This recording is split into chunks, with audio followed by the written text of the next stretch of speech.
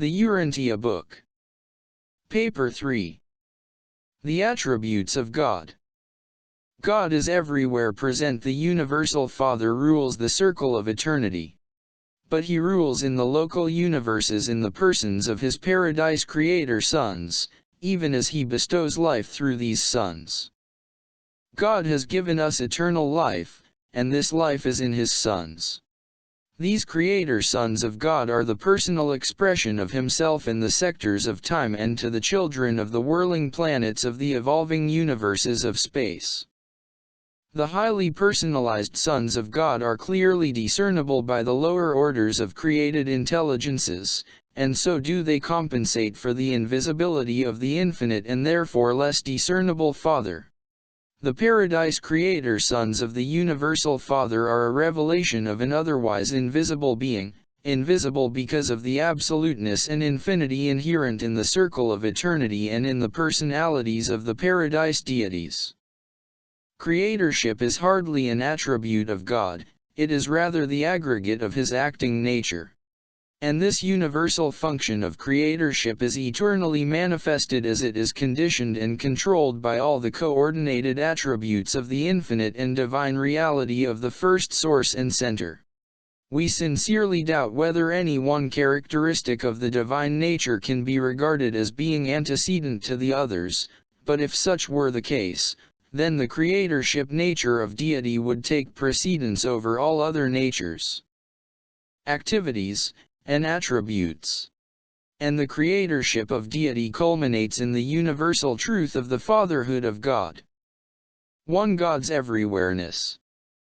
The ability of the universal Father to be everywhere present, and at the same time, constitutes his omnipresence. God alone can be in two places, in numberless places, at the same time. God is simultaneously present, in heaven above and on the earth beneath, as the psalmist exclaimed, "Whither shall I go from your spirit, or whither shall I flee from your presence? I am a God at hand as well as afar off, says the Lord." Do not I fill heaven and earth? The universal Father is all the time present in all parts and in all hearts of his far-flung creation. He is the fullness of him who fills all and in all, and who works all in all, and further, the concept of his personality is such that the heaven universe and heaven of heavens universe of universes cannot contain him. It is literally true that God is all and in all. But even that is not all of God. The infinite can be finally revealed only in infinity. The cause can never be fully comprehended by an analysis of effects. The living God is immeasurably greater than the sum total of creation that has come into being as a result of the creative acts of his unfettered free will. God is revealed throughout the cosmos, but the cosmos can never contain or encompass the entirety of the infinity of God. The Father's presence unceasingly patrols the master universe. His going forth is from the end of the heaven, and his circuit to the ends of it, and there is nothing hidden from the light thereof. The creature not only exists in God, but God also lives in the creature. We know we dwell in him because he lives in us. He has given us his Spirit. This gift from the Paradise Father is man's inseparable companion. He is the ever-present and all-pervading God. The Spirit of the everlasting Father is concealed in the mind of every mortal child. Man goes forth searching for a friend while that very friend lives within his own heart. The true God is not afar off, he is a part of us. His Spirit speaks from within us. The Father lives in the child. God is always with us. He is the guiding spirit of eternal destiny. Truly of the human race has it been said, "You are of God," because he who dwells in love dwells in God, and God in him. Even in wrongdoing you torment the indwelling gift of God, for the thought adjuster must needs go through the consequences of evil thinking with the human mind of its incarceration. The omnipresence of God is in reality a part of his infinite nature. Space constitutes no barrier to deity. God is, in perfection and without limitation, discernibly present only on paradise and in the central universe. He is not thus observably present in the creations encircling Havana, for God has limited his direct and actual presence in recognition of the sovereignty and the divine prerogatives of the coordinate creators and rulers of the universes of time and space. Hence must the concept of the divine presence allow for a wide range of both mode and channel of manifestation, embracing the presence circuits of the Eternal Son, the Infinite Spirit, and the Isle of Paradise. Nor is it always possible to distinguish between the presence of the Universal Father and the actions of his eternal coordinates and agencies, so perfectly do they fulfill all the infinite requirements of his unchanging purpose. But not so with the personality circuit and the adjusters. Here God acts uniquely, directly, and exclusively. The universal controller is potentially present in the gravity circuits of the Isle of Paradise in all parts of the universe at all times and in the same degree, in accordance with the mass, in response to the physical demands for this presence, and because of the inherent nature of all creation which causes all things to adhere and consist in him. Likewise is the first source and center potentially present in the unqualified absolute, the repository of the uncreated universes of the eternal future. God thus potentially pervades the physical universes of the past, present, and future. He is the primordial foundation of the coherence of the so-called material creation. This non-spiritual deity potential becomes actual here and there throughout the level of physical existences by the inexplicable intrusion of some one of his exclusive agencies upon the stage of universe action. The mind presence of God is correlated with the absolute mind of the conjoint actor, the infinite spirit, but in the finite creations it is better discerned in the everywhere functioning of the cosmic mind of the paradise master spirits. Just as the first source and center is potentially present in the mind circuits of the conjoint actor, so is he potentially present in the tensions of the universal absolute. But mind of the human order is a bestowal of the daughters of the conjoint actor, the divine ministers of the evolving universes. The everywhere present spirit of the Universal Father is coordinated with the function of the Universal Spirit presence of the Eternal Son and the everlasting divine potential of the Deity Absolute. But neither the spiritual activity of the Eternal Son and his Paradise Sons nor the mind bestowals of the Infinite Spirit seem to exclude the direct action of the thought adjusters, the indwelling fragments of God, in the hearts of his creature children.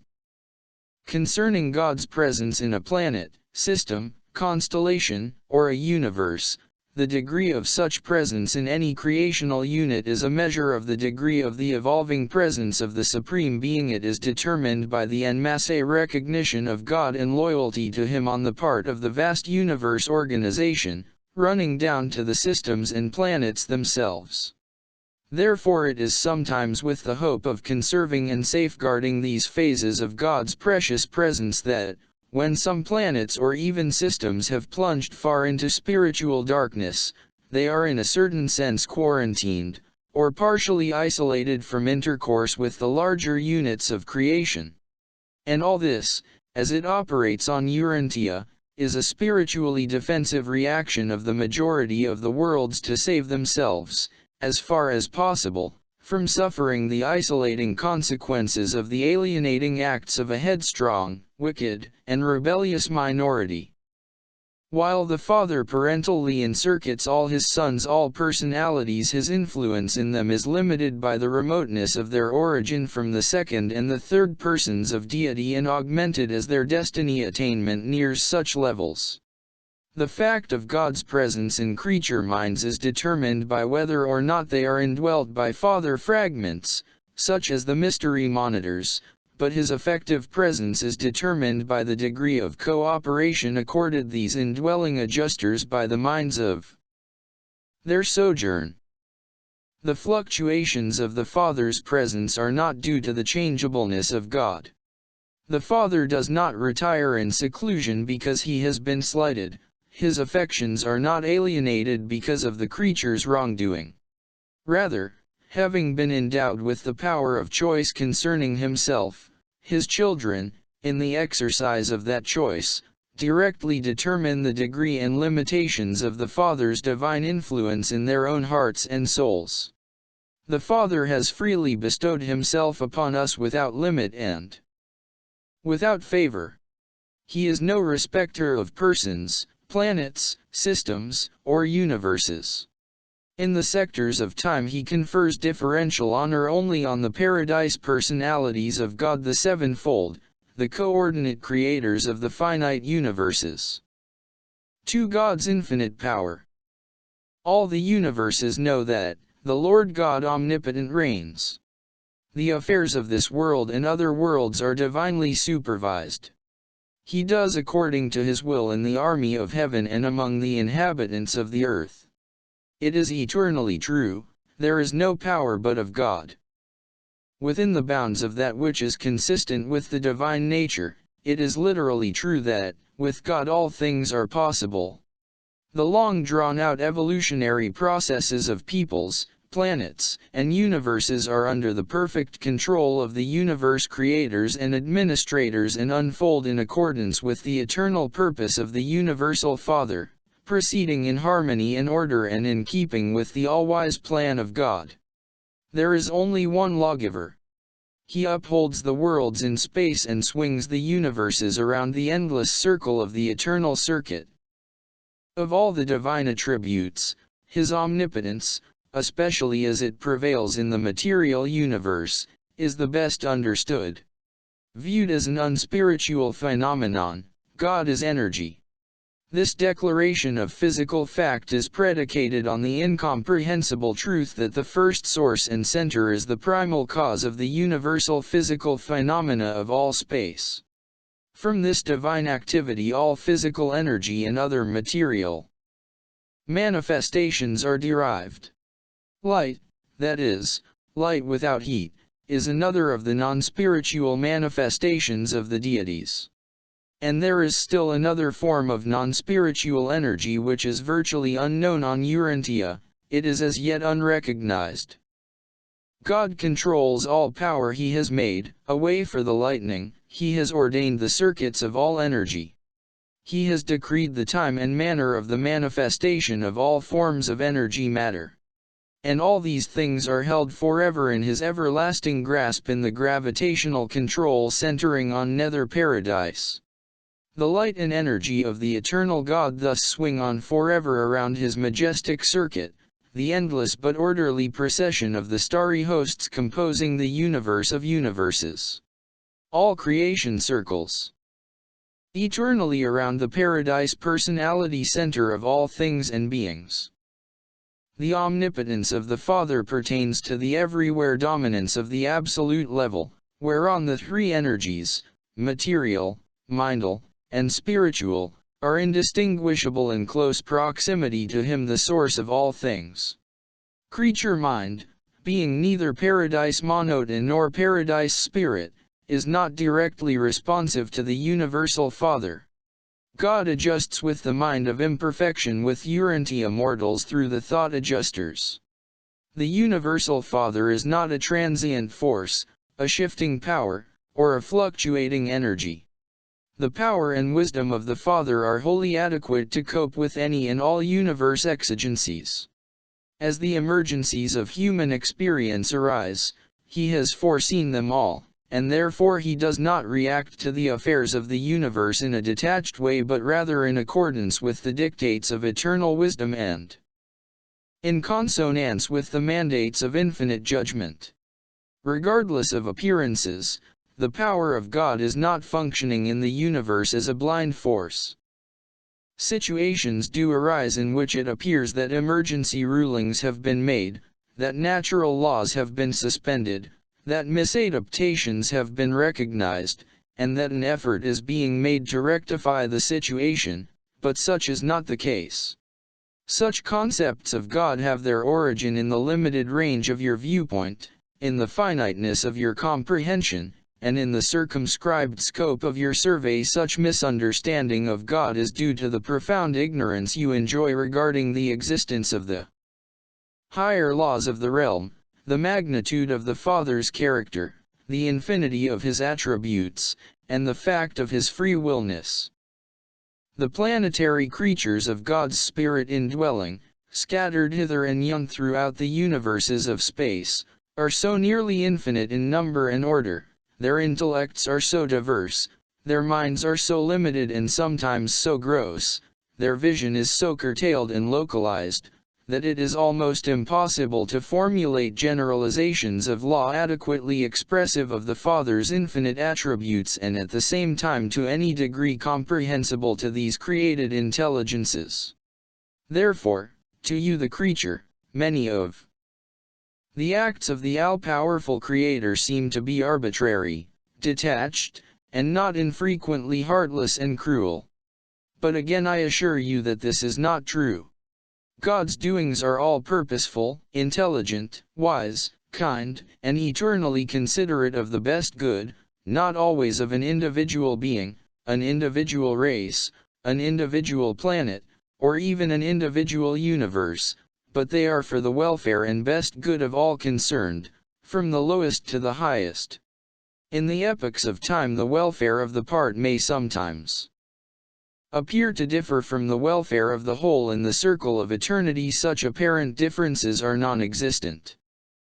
We are all a part of the family of God, and we must therefore sometimes share in the family discipline.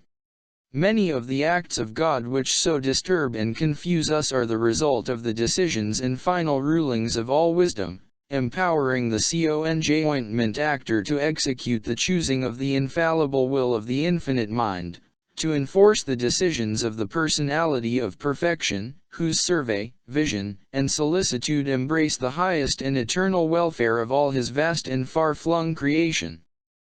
Thus it is that your detached, sectional, finite, gross, and highly materialistic viewpoint and the limitations inherent in the nature of your being constitute such a handicap that you are unable to see, comprehend, or know the wisdom and kindness of many of the divine acts which to you seem fraught with such crushing cruelty, and which seem to be characterized by such utter indifference to the comfort and welfare, to the planetary happiness and personal prosperity, of your fellow creatures. It is because of the limits of human vision, it is because of your circumscribed understanding and finite comprehension, that you misunderstand the motives, and pervert the purposes, of God.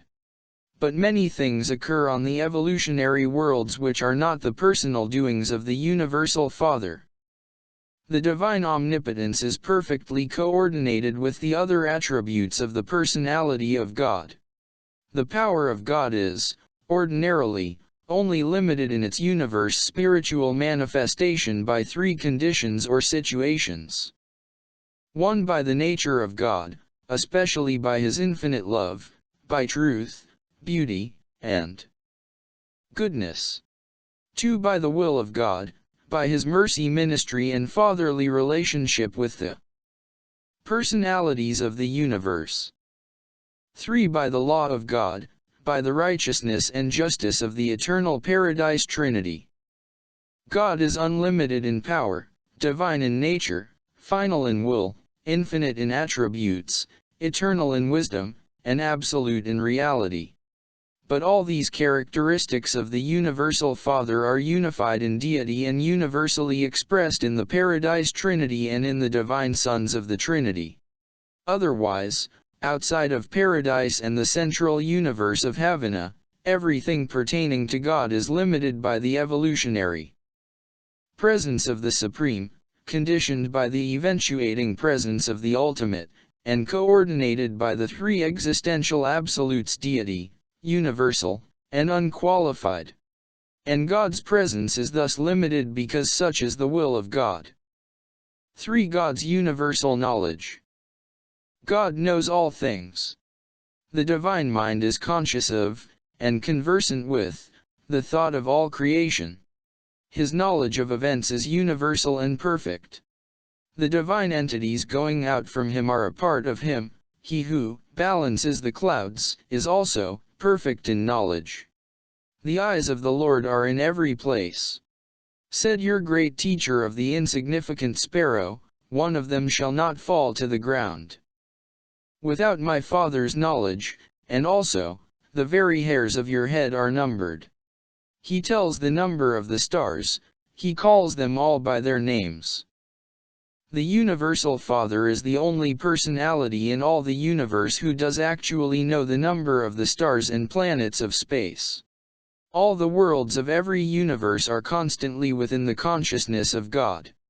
He also says, I have surely seen the affliction of my people, I have heard their cry, and I know their sorrows.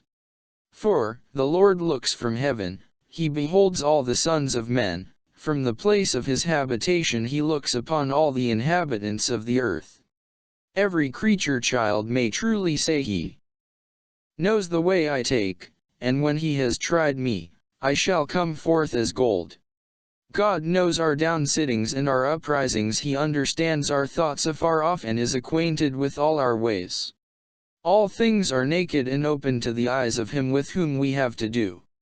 And it should be a real comfort to every human being to understand that, he knows your frame, he remembers that you are dust. Jesus, speaking of the living God, said, your Father knows what you have need of even before you ask him. God is possessed of unlimited power to know all things, his consciousness is universal. His personal circuit encompasses all personalities, and his knowledge of even the lowly creatures is supplemented indirectly through the descending series of divine sons and directly through the indwelling thought adjusters. And furthermore, the infinite Spirit is all the time everywhere present. We are not wholly certain as to whether or not God chooses to foreknow events of sin. But even if God should foreknow the free will acts of his children, such foreknowledge does not in the least abrogate their freedom. One thing is certain, God is never subjected to surprise. Omnipotence does not imply the power to do the non-doable, the ungodlike act. Neither does omniscience imply the knowing of the unknowable. But such statements can hardly be made comprehensible to the finite mind. The creature can hardly understand the range and limitations of the will of the Creator. For God's limitlessness, the successive bestowal of himself upon the universes as they are brought into being in no wise lessens the potential of power or the store of wisdom as they continue to reside and repose in the central personality of deity. In potential of force, wisdom, and love, the Father has never lessened aught of his possession nor become divested of any attribute of his glorious personality as the result of the unstinted bestowal of himself upon the paradise sons, upon his subordinate creations, and upon the manifold creatures thereof. The creation of every new universe calls for a new adjustment of gravity, but even if creation should continue indefinitely, eternally, even to infinity, so that eventually the material creation would exist without limitations, still the power of control and coordination reposing in the Isle of Paradise would be found equal to, and adequate for, the mastery, control, and coordination of such an infinite universe.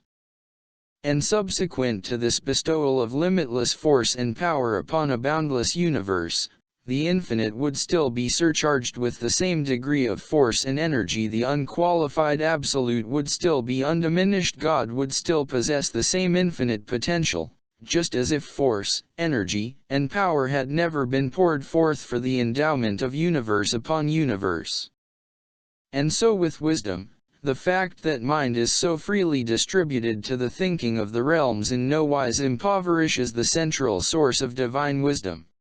As the universes multiply, and beings of the realms increase in number to the limits of comprehension, if mind continues without end to be bestowed upon these beings of high and low estate, still will God's central personality continue to embrace the same eternal, infinite, and all-wise mind.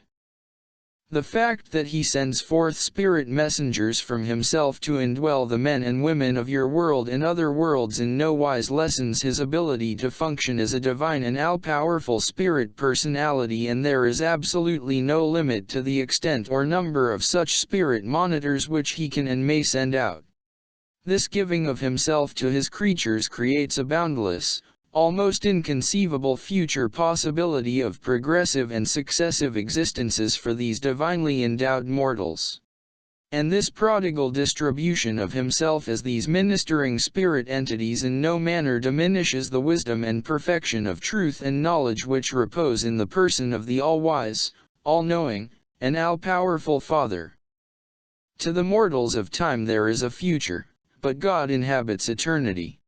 Even though I hail from near the very abiding place of deity, I cannot presume to speak with perfection of understanding concerning the infinity of many of the divine attributes. Infinity of mind alone can fully comprehend infinity of existence and eternity of action. Mortal man cannot possibly know the infinitude of the Heavenly Father. Finite mind cannot think through such an absolute truth or fact. But this same finite human being can actually literally experience the full and undiminished impact of such an infinite Father's love. Such a love can be truly experienced, albeit while quality of experience is unlimited, quantity of such an experience is strictly limited by the human capacity for spiritual receptivity and by the associated capacity to love the Father in return. Finite appreciation of infinite qualities far transcends the logically limited capacities of the creature because of the fact that mortal man is made in the image of God. There lives within him a fragment of infinity. Therefore man's nearest and dearest approach to God is by and through love, for God is love. And all of such a unique relationship is an actual experience in cosmic sociology, the creator-creature relationship, the father-child affection. For the Father's supreme rule.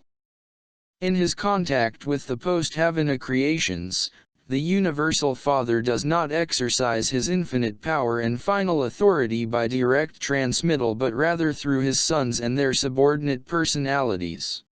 And God does all this of his own free will. Any and all powers delegated, if occasion should arise, if it should become the choice of the divine mind, could be exercised direct. But, as a rule, such action only takes place as a result of the failure of the delegated personality to fulfill the divine trust.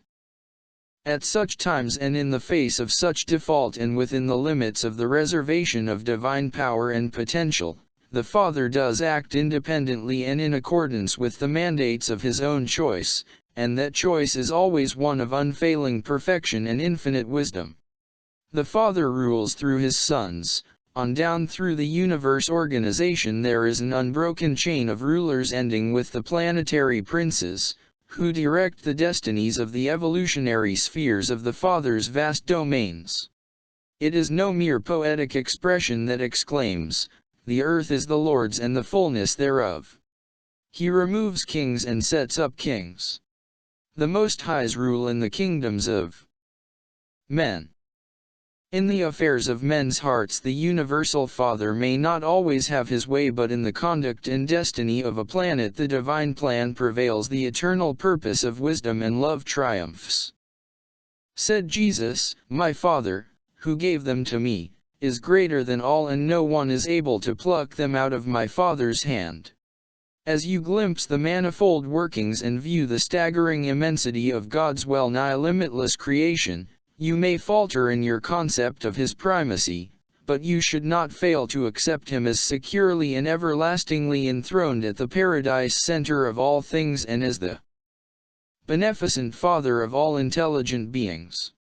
There is but one God and Father of all, who is above all and in all, and he is before all things, and in him all things consist. The uncertainties of life and the vicissitudes of existence do not in any manner contradict the concept of the universal sovereignty of God. All evolutionary creature life is beset by certain inevitabilities. Consider the following. 1 is courage, strength of character desirable. Then must man be reared in an environment which necessitates grappling with hardships and reacting to disappointments. 2 is altruism, service of one's fellows desirable. Then must life experience provide for encountering situations of social inequality. 3 is hope, the grandeur of trust desirable. Then human existence must constantly be confronted with insecurities and recurrent uncertainties. 4 is faith, the supreme assertion of human thought desirable. Mind of man find itself in that troublesome predicament where it ever knows less than it can believe. 5 is the love of truth and the willingness to go wherever it leads, desirable. Then must man grow up in a world where error is present and falsehood always possible. 6 is idealism, the approaching concept of the divine desirable. Then must man struggle in an environment of relative goodness and beauty, surroundings stimulative of the irrepressible reach for better things. 7 is loyalty, devotion to highest duty desirable. Then must man carry on amid the possibilities of betrayal and desertion. The valor of devotion to duty consists in the implied danger of default. 8 is unselfishness, the spirit of self-forgetfulness desirable. Then must mortal man live face to face with the incessant clamoring of an inescapable self for recognition and honor. Man could not dynamically choose the divine life if there were no self-life to forsake. Man could never lay saving hold on righteousness if there were no potential evil to exalt and differentiate the good by contrast. 9 is pleasure, the satisfaction of happiness desirable. Then must man live in a world where the alternative of pain and the likelihood of suffering are ever-present experiential possibilities. Throughout the universe, every unit is regarded as a part of the whole. Survival of the part is dependent on cooperation with the plan and purpose of the whole, the wholehearted desire and perfect willingness to do the Father's divine will. The only evolutionary world without error, the possibility of unwise judgment, would be a world without free intelligence. In the Havana universe there are a billion perfect worlds with their perfect inhabitants, but evolving man must be fallible if he is to be free. Free and inexperienced intelligence cannot possibly at first be uniformly wise. The possibility of mistaken judgment evil becomes sin only when the human will consciously endorses and knowingly embraces a deliberate immoral judgment. The full appreciation of truth, beauty, and goodness is inherent in the perfection of the divine universe. The inhabitants of the Havana worlds do not require the potential of relative value levels as a choice stimulus. Such perfect beings are able to identify and choose the good in the absence of all contrastive and thought-compelling moral situations. But all such perfect beings are, in moral nature and spiritual status, what they are by virtue of the fact of existence. They have experientially earned advancement only within their inherent status. Mortal man earns even his status as an ascension candidate by his own faith and hope. Everything divine which the human mind grasps and the human soul acquires is an experiential attainment. It is a reality of personal experience and is therefore a unique possession in contrast to the inherent goodness and righteousness of the inerrant personalities of Havana. The creatures of Havana are naturally brave, but they are not courageous in the human sense. They are innately kind and considerate, but hardly altruistic in the human way. They are expectant of a pleasant future, but not hopeful in the exquisite manner of the trusting mortal of the uncertain evolutionary spheres. They have faith in the stability of the universe, but they are utter strangers to that saving faith whereby mortal man climbs from the status of an animal up to the portals of paradise. They love the truth, but they know nothing of its soul-saving qualities. They are idealists, but they were born that way. They are wholly ignorant of the ecstasy of becoming such by exhilarating choice. They are loyal, but they have never experienced the thrill of wholehearted and intelligent devotion to duty in the face of temptation to default. They are unselfish, but they never gain such levels of experience by the magnificent conquest of a belligerent self. They enjoy pleasure, but they do not comprehend the sweetness of the pleasure escape. 5. The Father's primacy. With divine selflessness, consummate generosity, the Universal Father relinquishes authority and delegates power, but he is still primal. His hand is on the mighty lever of the circumstances of the universal realms. He has reserved all final decisions and unerringly wields the all-powerful veto scepter of his eternal purpose with unchallengeable authority over the welfare and destiny of the outstretched, whirling, and ever-circling creation. The sovereignty of God is unlimited. It is the fundamental fact of all creation. The universe was not inevitable. The universe is not an accident, neither is it self-existent. The universe is a work of creation and is therefore wholly subject to the will of the Creator. The will of God is divine truth, living love. Therefore are the perfecting creations of the evolutionary universes characterized by goodness nearness to divinity, by potential evil remoteness from divinity. All religious philosophy, sooner or later, arrives at the concept of unified universe rule, of one God. Universe causes cannot be lower than universe effects. The source of the streams of universe life and of the cosmic mind must be above the levels of their manifestation. The human mind cannot be consistently explained in terms of the lower orders of existence. Man's mind can be truly comprehended only by recognizing the reality of higher orders of thought and purposive will. Man as a moral being is inexplicable unless the reality of the Universal Father is acknowledged. The mechanistic philosopher professes to reject the idea of a universal and sovereign will, the very sovereign will whose activity in the elaboration of universe laws he so deeply reverences. What unintended homage the mechanist pays the law creator when he conceives such laws to be self-acting and self-explanatory. It is a great blunder to humanize God, except in the concept of the indwelling thought adjuster, but even that is not so stupid as completely to mechanize the idea of the first great source and center. Does the Paradise Father suffer? I do not know. The Creator sons most certainly can and sometimes do, even as do mortals. The Eternal Son and the Infinite Spirit suffer in a modified sense. I think the Universal Father does, but I cannot understand how, perhaps through the personality circuit or through the individuality of the thought adjusters and other bestowals of his eternal nature. He has said of the mortal races, "In all your afflictions I am afflicted." He unquestionably experiences a fatherly and sympathetic understanding. He may truly suffer, but I do not comprehend the nature thereof. The infinite and eternal ruler of the universe of universes is power, form, energy, process, pattern, principle, presence, and idealized reality. But he is more, he is personal, he exercises a sovereign will, experiences self-consciousness of divinity, executes the mandates of a creative mind, pursues the satisfaction of the realization of an eternal purpose, and manifests a father's love and affection for his universe children.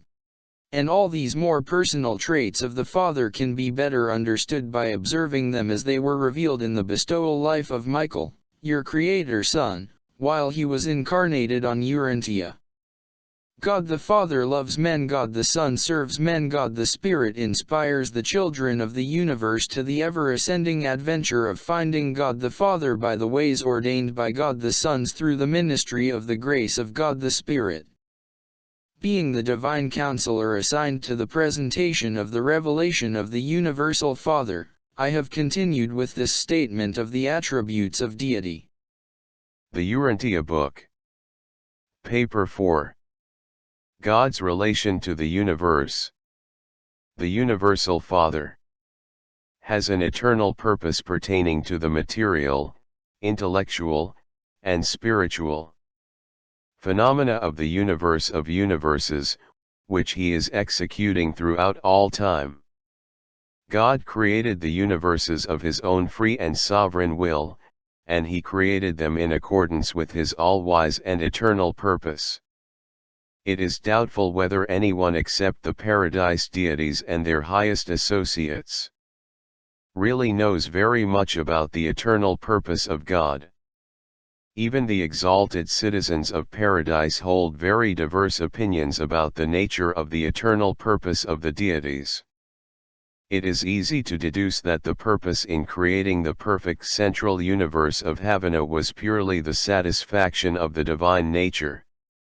Havana may serve as the pattern creation for all other universes and as the finishing school for the pilgrims of time on their way to paradise. However, such a supernal creation must exist primarily for the pleasure and satisfaction of the perfect and infinite creators.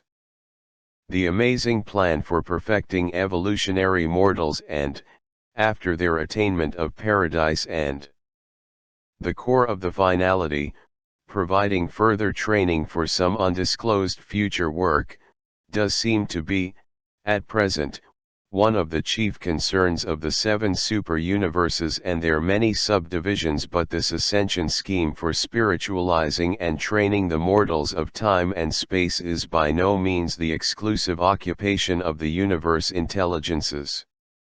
There are, indeed, many other fascinating pursuits which occupy the time and enlist the energies of the celestial hosts.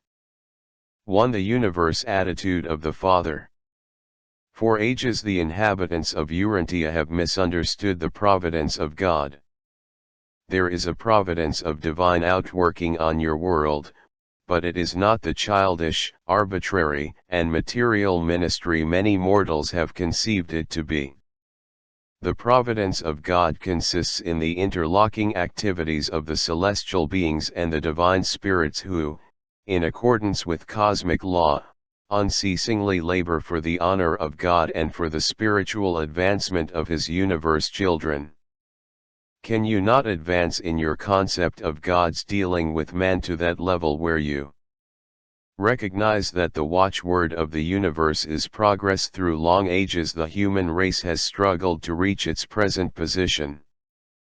Throughout all these millenniums Providence has been working out the plan of progressive evolution. The two thoughts are not opposed in practice, only in man's mistaken concepts. Divine providence is never arrayed in opposition to true human progress, either temporal or spiritual. Providence is always consistent with the unchanging and perfect nature of the supreme lawmaker. God is faithful and all his commandments are just. His faithfulness is established in the very skies. Forever, O Lord, your word is settled in heaven. Your faithfulness is to all generations. You have established the earth and it abides.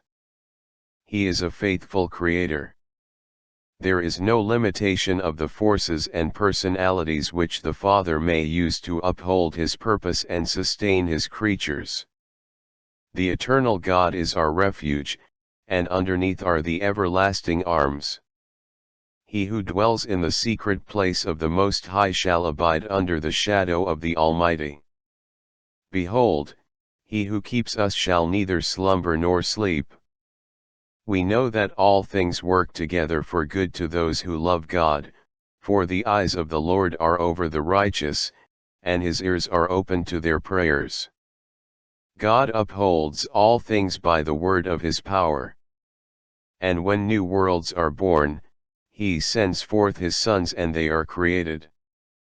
God not only creates, but he preserves them all.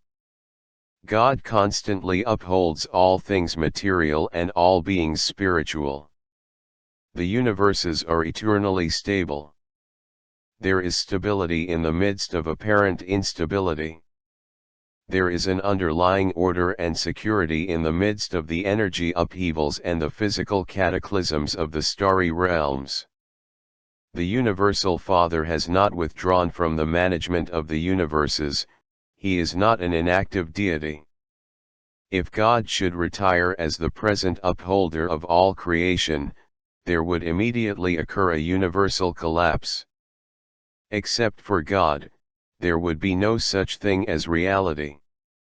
At this very moment, as during the remote ages of the past and in the eternal future, God continues to uphold. The divine reach extends around the circle of eternity. The universe is not wound up like a clock to run just so long and then cease. To function, all things are constantly being renewed. The Father unceasingly pours forth energy, light, and life. The work of God is literal as well as spiritual. He stretches out the north over the empty space and hangs the earth upon nothing. A being of my order is able to discover ultimate harmony and to detect far-reaching and profound coordination in the routine affairs of universe administration. Much that seems disjointed and haphazard to the mortal mind appears orderly and constructive to my understanding.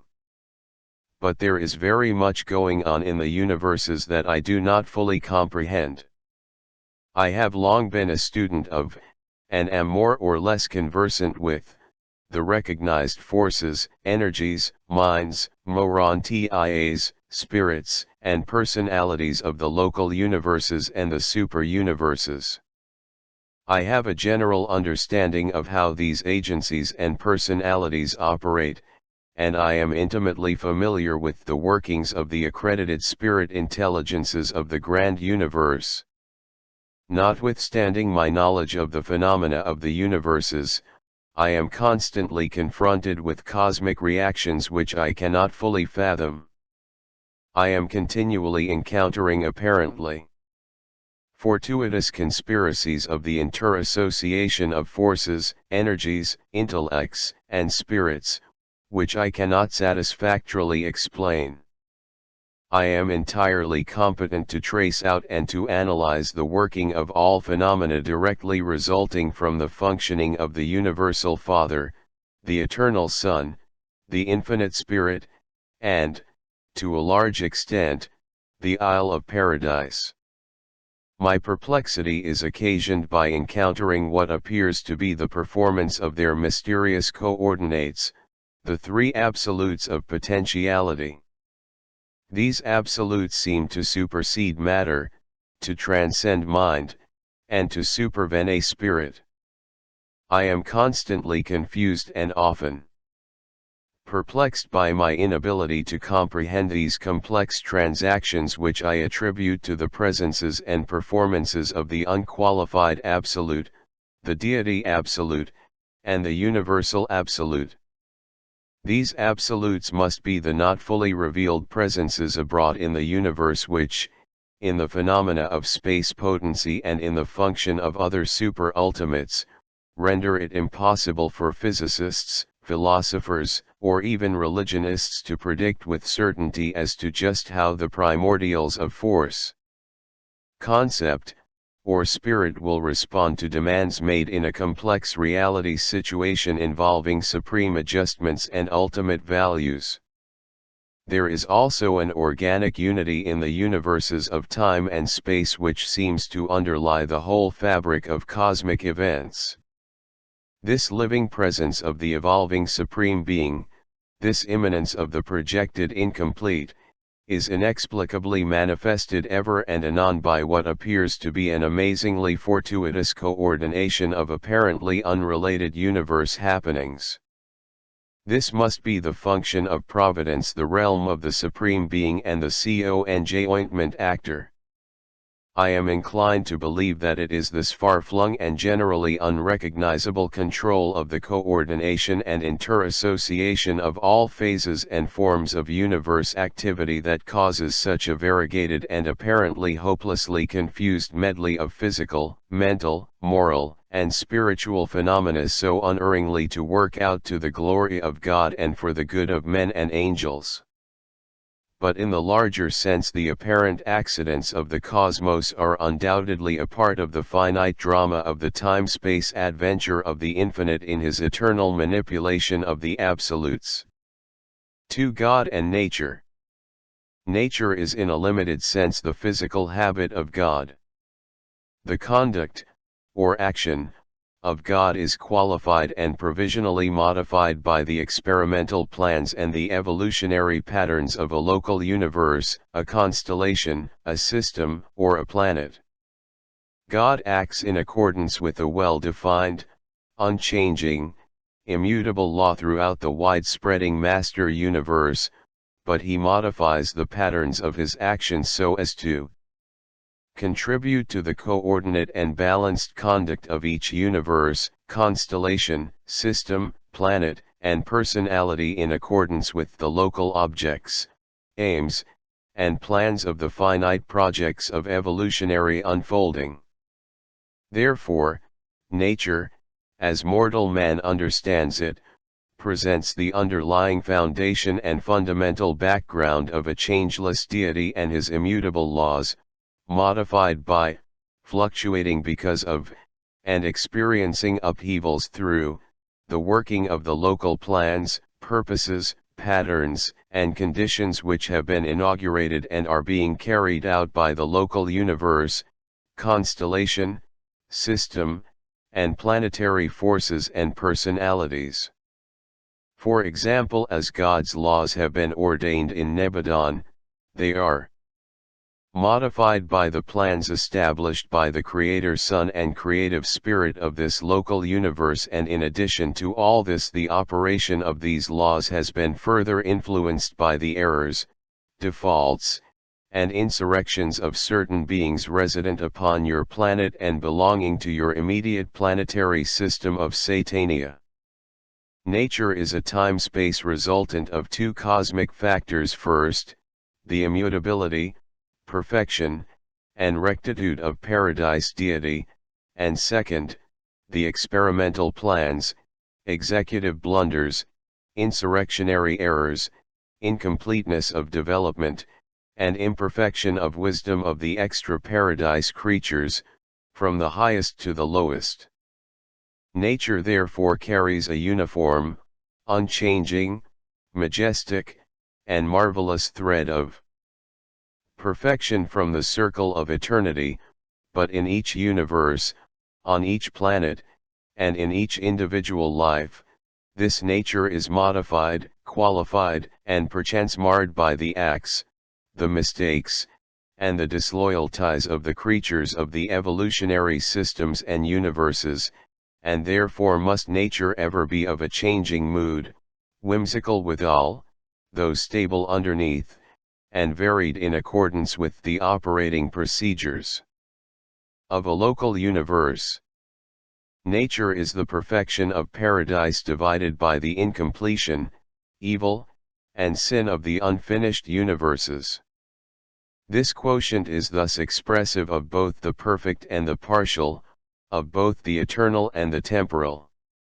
Continuing evolution modifies nature by augmenting the content of paradise perfection and by diminishing the content of the evil, error, and disharmony of relative reality. God is not personally present in nature or in any of the forces of nature, for the phenomenon of nature is the superimposition of the imperfections of progressive evolution and, sometimes, the consequences of insurrectionary rebellion, upon the paradise foundations of God's universal law. As it appears on such a world as Urantia, nature can never be the adequate expression, the true representation, the faithful portrayal, of an all-wise and infinite God. Nature, on your world, is a qualification of the laws of perfection by the evolutionary plans of the local universe.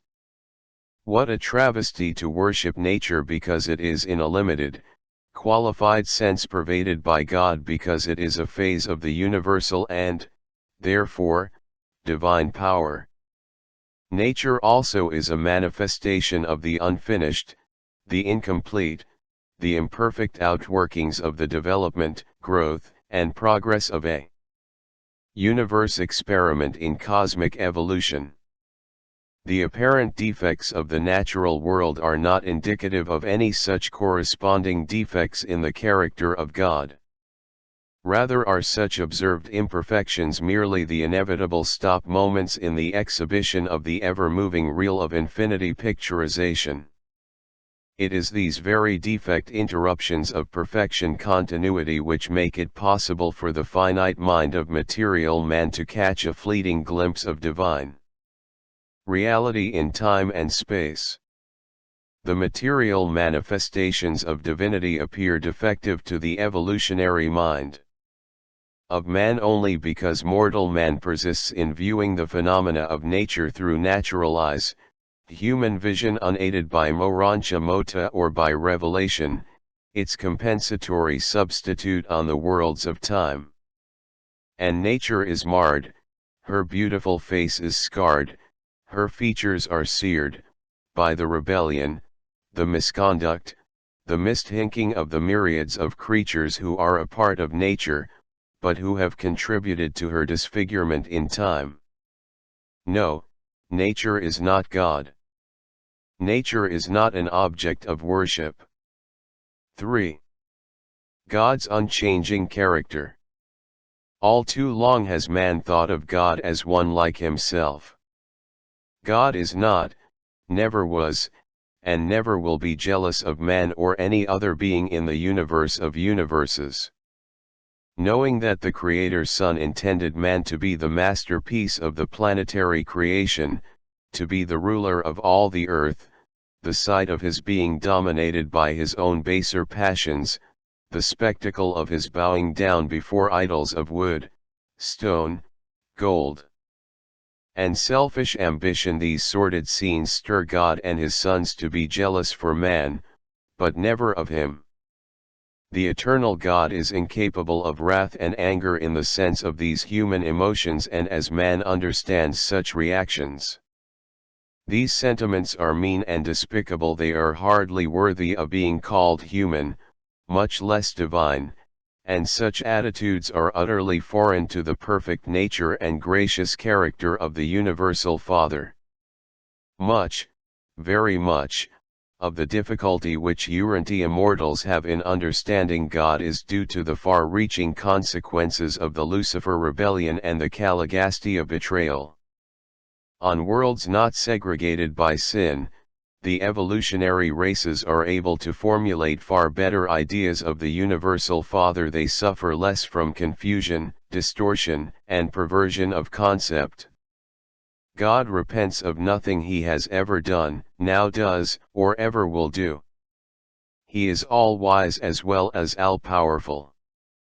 Man's wisdom grows out of the trials and errors of human experience. God's wisdom consists in the unqualified perfection of his infinite universe insight, and this divine foreknowledge effectively directs the creative free will.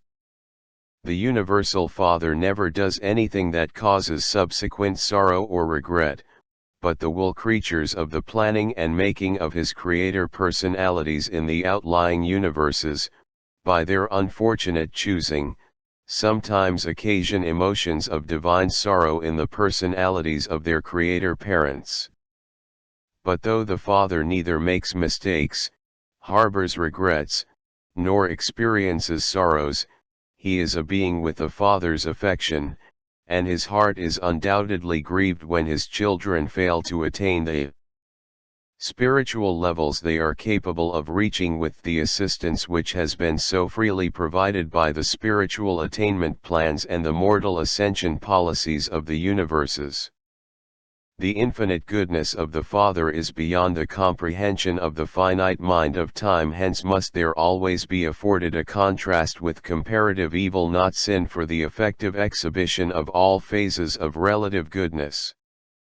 Perfection of divine goodness can be discerned by mortal imperfection of insight only because it stands in contrastive association with relative imperfection in the relationships of time and matter in the motions of space.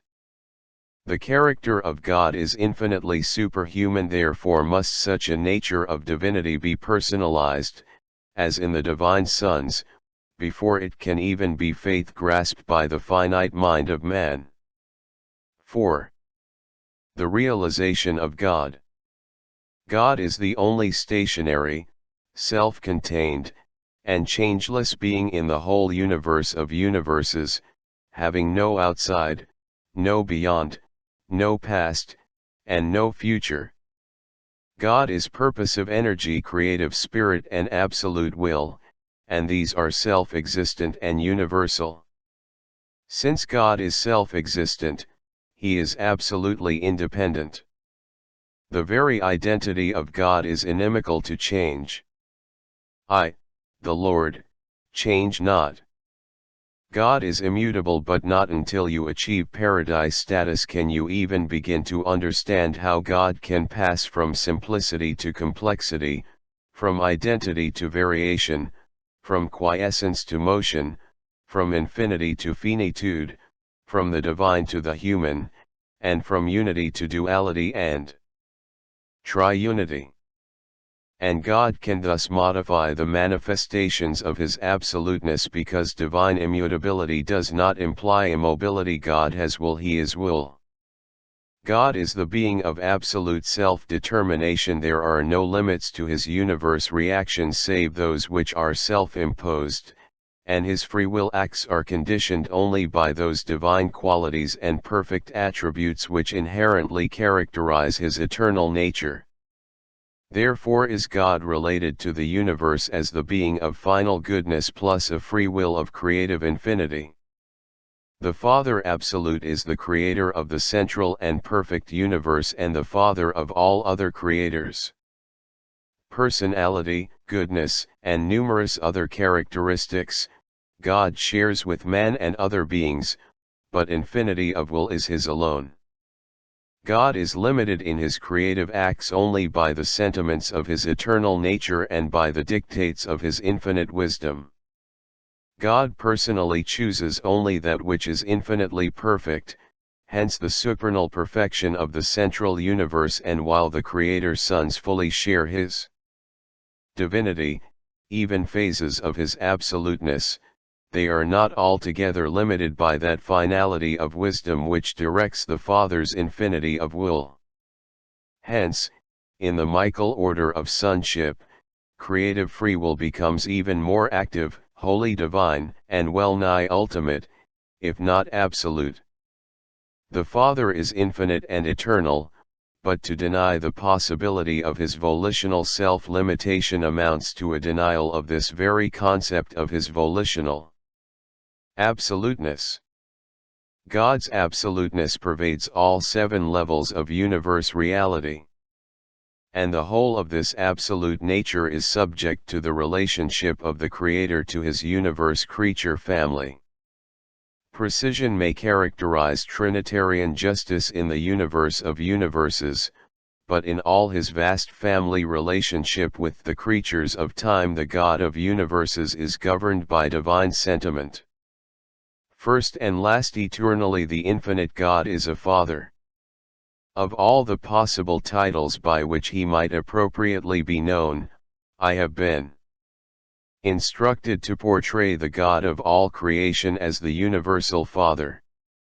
In God the Father, free will performances are not ruled by power, nor are they guided by intellect alone. The divine personality is defined as consisting in spirit and manifesting himself to the universes as love. Therefore, in all his personal relations with the creature personalities of the universes, the first source and center is always and consistently a loving Father. God is a Father in the highest sense of the term. He is eternally motivated by the perfect idealism of divine love, and that tender nature finds its strongest expression and greatest satisfaction in loving and being loved. In science, God is the first cause. In religion, the universal and loving Father. In philosophy, the one being who exists by himself, not dependent on any other being for existence but beneficently conferring reality of existence on all things and upon all other beings. But it requires revelation to show that the first cause of science and the self-existent unity of philosophy are the God of religion, full of mercy and goodness and pledged to effect the eternal survival of his children on earth. We crave the concept of the infinite, but we worship the experience idea of God, our anywhere and any time capacity to grasp the personality and divinity factors of our highest concept of deity. The consciousness of a victorious human life on earth is born of that creature faith which dares to challenge each recurring episode of existence when confronted with the awful spectacle of human limitations, by the unfailing declaration, even if I cannot do this, there lives in me one who can and will do it, a part of the Father Absolute of the universe of universes. And that is the victory which overcomes the world, even your faith. 5. Erroneous ideas of God. Religious tradition is the imperfectly preserved record of the experiences of the God-knowing men of past ages, but such records are untrustworthy as guides for religious living or as the source of true information about the Universal Father. Such ancient beliefs have been invariably altered by the fact that primitive man was a myth maker. One of the greatest sources of confusion on Urantia concerning the nature of God grows out of the failure of your sacred books clearly to distinguish between the personalities of the Paradise Trinity and between Paradise Deity and the local universe creators and administrators. During the past dispensations of partial understanding, your priests and prophets failed clearly to differentiate between planetary princes, system sovereigns, constellation fathers, creator sons, super-universe rulers, the Supreme Being, and the Universal Father. Many of the messages of subordinate personalities, such as life carriers and various orders of angels, have been, in your records, presented as coming from God Himself. Urantian religious thought still confuses the associate personalities of deity with the Universal Father Himself, so that all are included under one appellation. The people of Urantia continue to suffer from the influence of primitive concepts of God. The gods who go on a rampage in the storm, who shake the earth in their wrath and strike down men in their anger, who inflict their judgments of displeasure in times of famine and flood, these are the gods of primitive religion, they are not the gods who live and rule the universes. Such concepts are a relic of the times when men supposed that the universe was under the guidance and domination of the whims of such imaginary gods. But mortal man is beginning to realize that he lives in a realm of comparative law and order as far as concerns the administrative policies and conduct of the supreme creators and the supreme controllers. The barbarous idea of appeasing an angry God, of propitiating an offended Lord, of winning the favor of deity through sacrifices and penance and even by the shedding of blood, represents a religion wholly puerile and primitive, a philosophy unworthy of an enlightened age of science and truth. Such beliefs are utterly repulsive to the celestial beings and the divine rulers who serve and reign in the universes. It is an affront to God to believe, hold, or teach that innocent blood must be shed in order to win His favor or to divert the fictitious divine wrath. The Hebrews believed that without the shedding of blood there could be no remission of sin.